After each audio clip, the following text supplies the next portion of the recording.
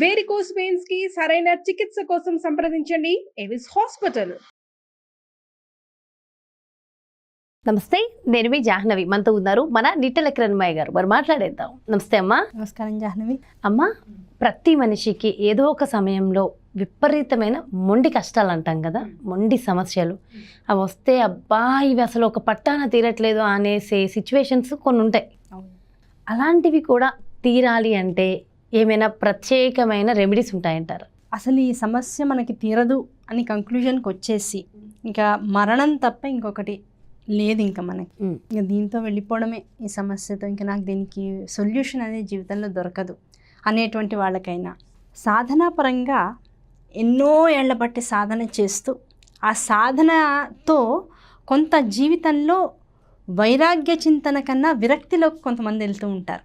ఇన్నేళ్ల పాటు చేశాను, నాకేం వచ్చింది, జీవితం గడిచిపోతుంది, భగవంతుడు నన్ను అసలు ఎలా కరుణిస్తాడు, ఇదో పెద్ద తాపత్రయం అయిపోతుంది. ఆ తాపత్రయాలు వదిలేయాలి.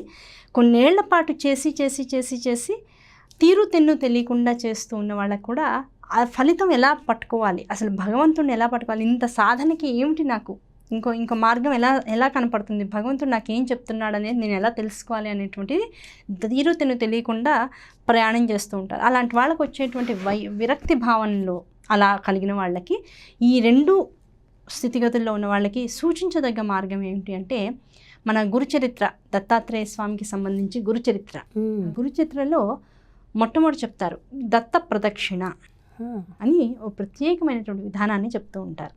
ఆ దత్త ప్రదక్షిణలు ఎట్లా అంటే మామూలుగా మనం గురువారం నాడు కానీ గురు బలోపేతమైనటువంటిది, లేదు పౌర్ణమి నాడు కానీ, లేదు మనకి ఇష్టమైనటువంటి ఏదైనా ఒక రోజు, ఏదైనా ఒక రోజు, ముఖ్యంగా గురువారాలు అయితే మంచిది. అంటే గురువుకి బలం చేకూర్చేటువంటి రోజు కనుక గురువారం నాడు తీసుకోవచ్చు, లేదు పౌర్ణమి నాడు విశేషం, ఏ పౌర్ణమైనా పర్వాలా ఆ పౌర్ణమి నాడు తీసుకోవచ్చు. లేదండి ఇవాళ మేము ప్రోగ్రామ్ చూసాం, ఇవాళ పౌర్ణమి లేదు గురువారం కాదు, మాకు ఇప్పుడు మనసు వచ్చింది మీరు చెప్పగానే చేద్దాం అనుకుంటున్నాం, మేము రేపటి నుంచి మొదలెడదాం అనుకుంటున్నాం, వెంటనే మొదలెట్టచ్చు. దానికోసం తిదివార నక్షత్రాలు మనకేం అక్కర్లేదు. మన సమస్య మనల్ని బాధ పెడుతున్నప్పుడు ఇంకేం గుర్తురావు కూడా, సొల్యూషన్ దొరికితే చాలా అనిపిస్తూ ఉంటుంది. కనుక అలాంటి సమస్యలుగా ఉన్న వాళ్ళైతే వెంటనే మొదలెట్టండి. లేదు తిథి వార నక్షత్రాలు చూసుకుంటాం, పౌర్ణమి దాకా ఆగండి, లేదు గురువారం దాకా ఆగండి, మొదలెట్టుకోండి. ఆ మొదలెట్టిన రోజు పొద్దున్నే లేచి శిరస్నానం చేయాలి.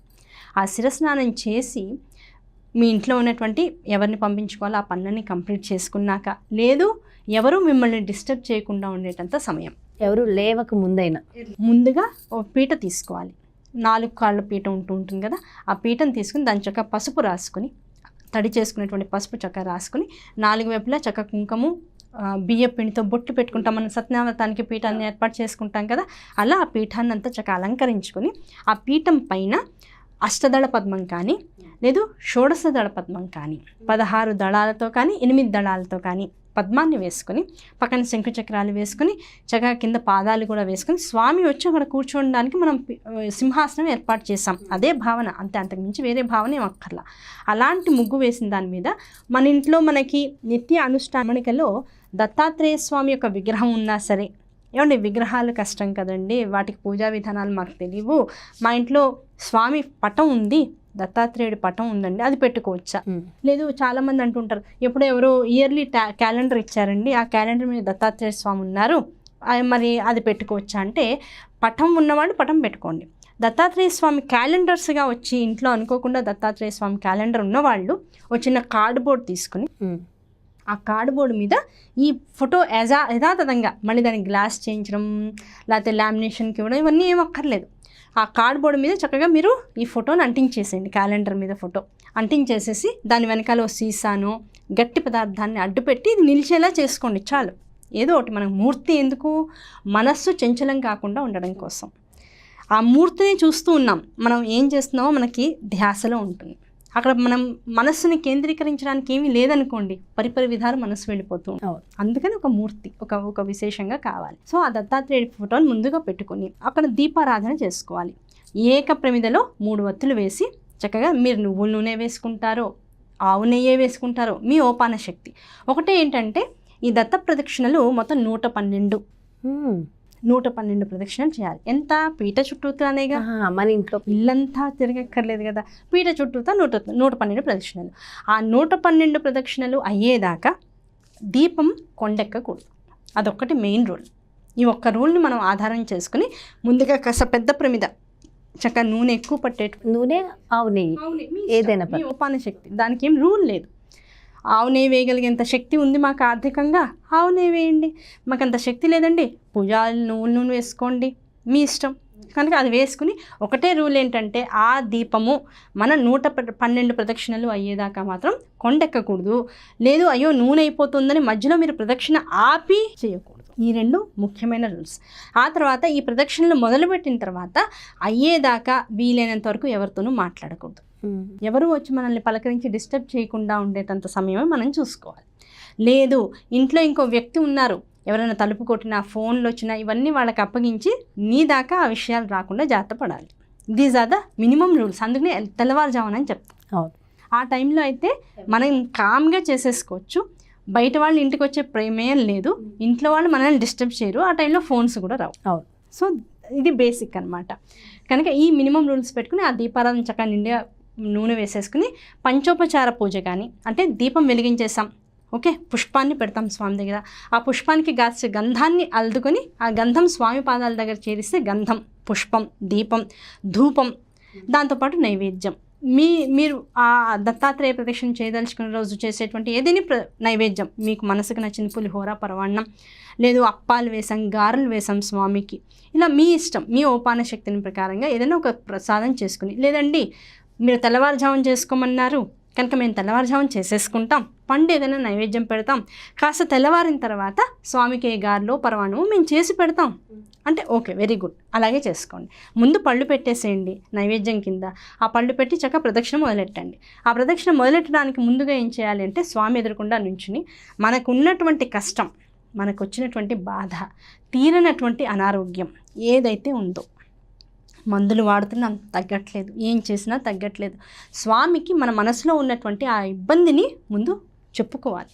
ఎదురుకుండా మన నాన్నగారు, అమ్మగారు, గురువుగారు వచ్చి కూర్చుంటే వాళ్ళ ముందు మనం ఎంత ఎక్స్ప్రెసివ్గా కళ్ళలో నీళ్ళు వస్తుంటే ఎంత ఓపెన్ అయిపోయి మన లోపల ఉన్నటువంటి బాధని వాళ్ళ ముందు వెడలగక్కుతామో, అట్లా ఆ స్వామి ముందు కూర్చుని స్వయం దత్తాత్రేయుల వారే వచ్చి కూర్చున్నారనేటువంటి ఆ మానసికమైనటువంటి దృఢత్వంతో మన బాధని చెప్పుకుని, ఇప్పటి నుంచి నాయన నువ్వు తప్ప అన్యమైనటువంటి శక్తిని ఇంకా నేను నమ్మట్లేదు, ఈ ప్రదక్షిణ చేస్తే ఏదైనా తీరుతుంది అని చెప్పారు. ఆ నమ్మకంతో మొదలెట్టాను, నా శరీరగతమైన ఓపిక లేకపోయినా మొదలెట్టాను, ఆ శక్తి నువ్వే ఇవ్వు అని ఆయన మీదకి మొత్తం భారం వేసేసి మొదలెట్టాలి.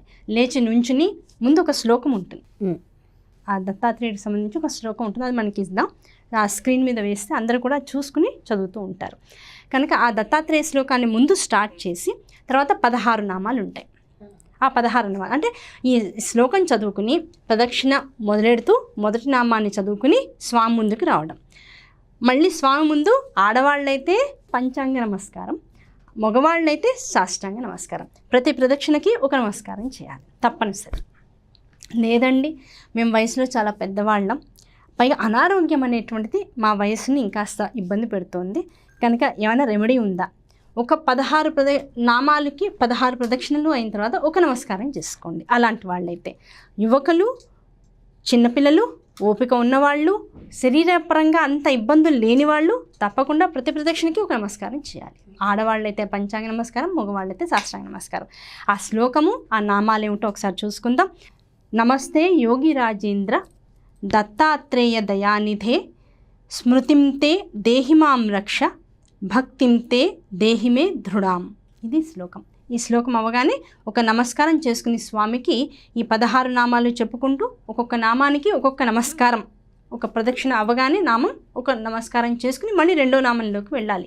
అందులో మొదటి నామం వచ్చేసి ఓం శ్రీ వరదాయ నమః, రెండో నామం ఓం శ్రీ కార్త్యవీర్యాది రాజ్యప్రదాయ నమః, మూడో నామం ఓం శ్రీ అనఘాయ నమః, నాలుగవ నామం ఓం శ్రీ విశ్వశ్లాఘాయ నమః, ఓం శ్రీ అమితాచారాయ నమః, ఓం శ్రీ దత్తాత్రేయాయ నమః, ఓం శ్రీ మునీశ్వరాయ నమః, ఓం శ్రీ పరాశక్తి పదాశ్లిష్టాయ నమః, ఓం శ్రీ యోగానందాయ నమః, ఓం శ్రీ సదోన్మదాయ నమః, ఓం శ్రీ సమస్త వైరి తేజోహృతే నమః, ఓం శ్రీ పరమామృత సాగరాయ నమః, ఓం శ్రీ అనసూయాగర్భరత్నాయ నమః. ఓం శ్రీ భోగమోక్ష సుఖప్రదాయ నమః. ఓం శ్రీ శ్రీపాద శ్రీవల్లభాయ నమః. ఓం శ్రీ శ్రీ నృసింహ సరస్వతి సద్గురు పాదుకాభ్యాం నమః. ఇవి 16 నామాలు. ఈ 16 నామాలు అయ్యేటప్పటికి ఒక ఆవృతం పూర్తి అవుతుంది. గుర్తుపెట్టుకోవాల్సింది ఏంటంటే ముందే 112 మాలలు మన దగ్గర ఉన్నటువంటి తులసి మాలలు కానీ రుద్రాక్ష మాలలు కానీ దగ్గర పెట్టుకుని 108 మామూలుగా రుద్రాక్ష మాలల్లో ఉంటాయి. ఆ 108 తర్వాత 9, 10, 11, 12 ఇంకొక 4 ప్రదక్షిణలు ఎక్కువగా చేస్తే, అంటే ఒక మాల ఫుల్గా అయిన తర్వాత ఒక 4 ప్రదక్షిణాలు ఎక్కువగా చేస్తే మొత్తం 112 అవుతాయి. ఈ 16 నామాలు ఒకసారి చేస్తే ఒక ఆవృతం అవుతుంది. ఇట్లా 7 ఆవృతాలు, అక్కడికి 112 ప్రదక్షిణాలు పూర్తయిపోతాయి.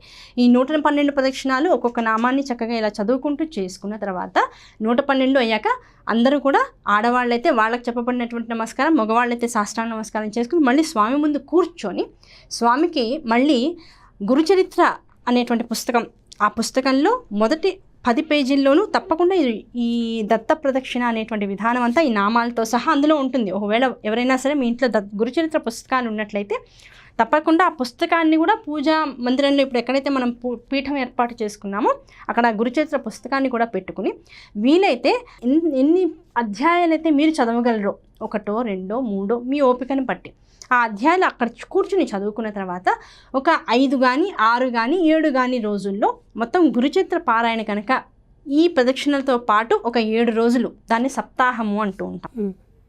గురువారం నాడు గురు ప్రదక్షిణతో పాటుగా గురు దత్తాత్రేయ స్వామి గురుచరిత్ర పుస్తకాన్ని కనుక చదవడం మొదలెట్టినట్లయితే 7 రోజుల్లో ప్రతినిత్యము ఈ ప్రదక్షిణ చేసుకున్న తర్వాత కనుక గురుచరిత్ర పారాయణ కనుక చేసుకున్నట్లయితే ఇంకా ఈ సమస్య తీరదు, లేకపోతే ఈ కష్టం తొలగదు, లేకపోతే ఈ అనారోగ్యానికి మెడిసిన్ లేదు, ఇంకా మనకి సొల్యూషన్ లేదు అనే ఏ సమస్యకైనా సరే సమాధానం దొరకదు అన్నదానికి అసలు ఇంకా మాటే లేదు. అంతే. అంత పర్టికులర్గా స్వామి దత్తాత్రేయ స్వామి ఎలాంటి వారంటే తనని నమ్ముకున్నటువంటి భక్తుల్ని ఎక్కడ ఉన్నా సరే ఏదో ఒక రూపంగా వాళ్ళ శ్రద్ధకి పరీక్ష ముందు ఈ ప్రదక్షిణ. ఎవరైతే ఈ ప్రదక్షిణ అనేటువంటి ఒక విశేషతత్వాన్ని పట్టుకుని కష్టపడి శరీరాన్ని కుంగదీసి కూర్చోపెట్టి లేపి సాగతీసి ఎవరైతే స్వామి ముందు ప్రణిపాతం చేస్తారో అటువంటి వాళ్ళకి ఏదో ఒక రూపంలో వచ్చి ఆ సమస్యకి పరిష్కారం ఇచ్చి తీరుతారు. అందులో డౌట్ లేదు. దత్తాత్రేయ స్వామి అంత గొప్ప అనుగ్రహం కలిగినటువంటి గురుస్వరూపులు, పైగా త్రిమూర్త్యాత్మకుడు, త్రిమూర్తుల యొక్క అంశ ఆయన కనుక వారిని తలుచుకోవడం అనేటువంటిది ఎలాంటిది అంటే కొంగు బంగారం లాంటిది.